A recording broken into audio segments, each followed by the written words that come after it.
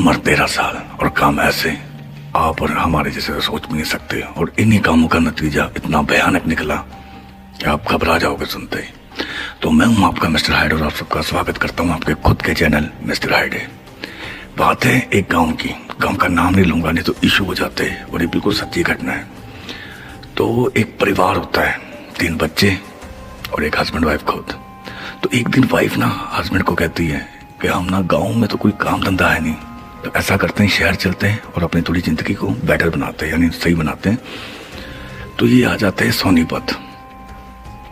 पर जो इनकी बड़ी बेटी थी शोभा, इसे छोड़ आते हैं दादा दादी के पास कि आप इनका ख्याल रखना, क्योंकि आप बड़े हो चुके। बड़े तो क्या यार, 13 साल की बच्ची है वो। तो ये सोनीपत आते हैं। वहाँ पे जो इसका फादर है शोभा का, वो काम करता है राजमिस्त्री का, और इसकी माँ हेल्पिंग हैंड की तरफ से इसके साथ हेल्प कराती होती थी। तो थोड़े दिन गुजरे, सब कुछ अच्छा चलने लगा, खाना पीना अच्छा चलने लगा, कुछ पैसे बचते थे, गांव भी भेजने लगे। तो एक दिन वाइफ कहती है कि शोभा को ना अपने पास ही बुला लेते हैं, वहाँ पे अब बच्चे मेरी थोड़ी हेल्प करा दिया करेगी, रसोई वगैरह में मैं काम पे जाती हूँ, फिर आके खाना बनाती हूँ, मैं बहुत थक जाती हूँ। तो हस्बैंड कहता है कि हाँ वो यहाँ पे पढ़ भी लेगी, उसे बुला लेते हैं। तो यहाँ पे करा देते हैं उसके स्कूल में एडमिशन। तो एक दिन शोभा कहती है कि पापा मुझे ना कुछ पैसों की जरूरत है, मैंने ना किताबें खरीदी। तो पापा कहते हैं आप क्यों जाओगे खरीदने बाजार में, मैं खुद खरीद के लेके आता हूँ, या तेरी माँ जाएगी। तो शोभा कहती है ठीक है पापा। तो अगले ही दिन शोभा की माँ कहती है कि अजीत सुनिए, मुझे थोड़े पैसे दोगे, मैंने किताबें लेके आनी शोभा के लिए।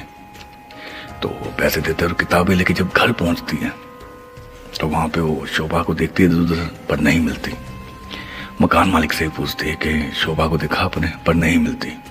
तो इधर उधर सारे पड़ोस से मिलता, नहीं मिलती। फिर वो ना जाके छत पे चेक करती है। जब छत पे गई तो उसकी आंखें फटी की फटी रह जाती है। शोभा वहां पे बेहोश पड़ी थी, बिल्कुल यानी बेहोश।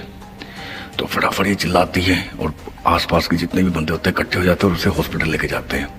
हॉस्पिटल लेके जाते ही उसे डॉक्टर जब चेक करता है तो उसे डेड डिक्लेयर कर देता है, मरा हुआ। तो ये बहुत रोते हैं, ऐसा हुआ तो पुलिस केस भी हो जाता है। पुलिस इनको कहती है कि आप FIR कराओ, हम तफ्तीश करेंगे, जितना भी यानी जिसकी भी गलती है जो भी है हम उसे सजा दिलाएंगे। तो उसके माँ बाप कहते हैं साहब हमारी इतनी हिम्मत नहीं है, हमारे तो जाना वाला था वो तो चला गया, और हम गरीब आदमी हैं, थाने के रोज रोज चक्कर काटना हमारी बस की बात नहीं है। तो पुलिस वाले कहते हैं अगर तुम्हें केस नहीं करना ना, हमें लिखत में दो। तो ये लिखत में दे देते हैं। तो एक दिन ऐसे डॉक्टर ना उसकी पैकिंग कर रहा होता है लाश की।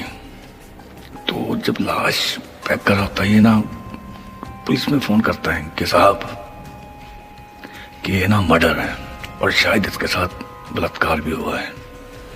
तो खड़ा हो जाता है इंस्पेक्टर की, ऐसा कैसा हो सकता है, हमने पहले भी चेक किया था। कहते नहीं, अभी जब मैं कर रहा था तो इसके हालात के कुछ ऐसे निशान मिले हैं कि ये मर्डर के निशान है।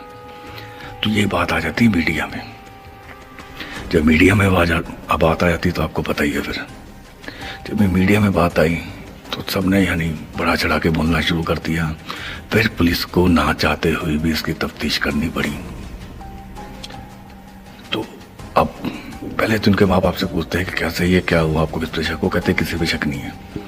फिर पुलिस को कुछ ऐसी चीजें मिलती हैं कि इनके माँ बाप को उठा लेते हैं, माँ बाप को उठा लेते हैं और थोड़ी सख्ती से जब पूछताछ करते हैं इनसे तो ये बताते होते हैं साहब वो लड़की ना, अब मैं आपको क्या बताऊं, जब गांव में भी थी, यानी काफी 13 साल की उम्र थी, स्कूल में पढ़ने की, और उसके कई बॉयफ्रेंड थे।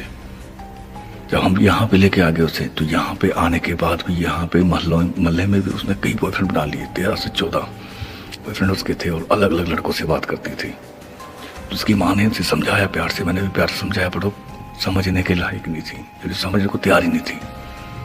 तो एक बार तो मैंने पीटा भी उसे, फिर भी नहीं समझी। अब वो पिट के और सुन के डिग्ड बन गई। अब वो हमारे सामने ही ऐसी बातें करने लगी अपने बॉयफ्रेंड से कि आपको मैं क्या बताऊं, इतनी गंदी गंदी बातें कि मैं तो नहीं सुधरूंगी, आप जो मर्जी कर लो। मेरी तरफ उंगलियां दिखा दिखा के मुझे ये कहती थी। तो मैं क्या करता। फिर हम दोनों ने प्लान बनाया और इसकी माँ ने मुंह इसका दबा दिया और मैंने हाथ पकड़े और मर गई। फिर हम दोनों छत पे लेके गए और इसे वहीं सुला दिया, वहीं रख के आ गए और हम नॉर्मली अपनी रूटीन वाले काम पे आ गए। ना किसी को शक हुआ ना कुछ हुआ। फिर बाद में जाके सब हमने नाटक किया। अब क्या करे यार, 13 साल की बच्ची और तेरा ही बॉयफ्रेंड, कैसा लगेगा? एक माँ बाप जब सुनते ना ऐसे, तो ये बोलता हूँ जो बच्चे हैं उन पे ध्यान दिया करो कि क्या कर रहे हैं, फोन में भी क्या देख रहे हैं, किससे बात कर रहे हैं, उसके यार दोस्त कैसा है, अपने बच्चों का ख्याल रखा करो। तो ऐसे इंसिडेंट्स रियल देखने के लिए चैनल को सब्सक्राइब करें और करके जाया करो।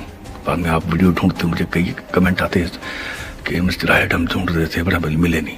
क्यों नहीं मिल रही? क्योंकि आपने सब्सक्राइब नहीं किया। और लाइक करना अगर पसंद आई तो कहानी, और कमेंट करके बताना आपको क्या अच्छा लगता है क्या बुरा। मिलते हैं नेक्स्ट वीडियो में। हर हर महादेव।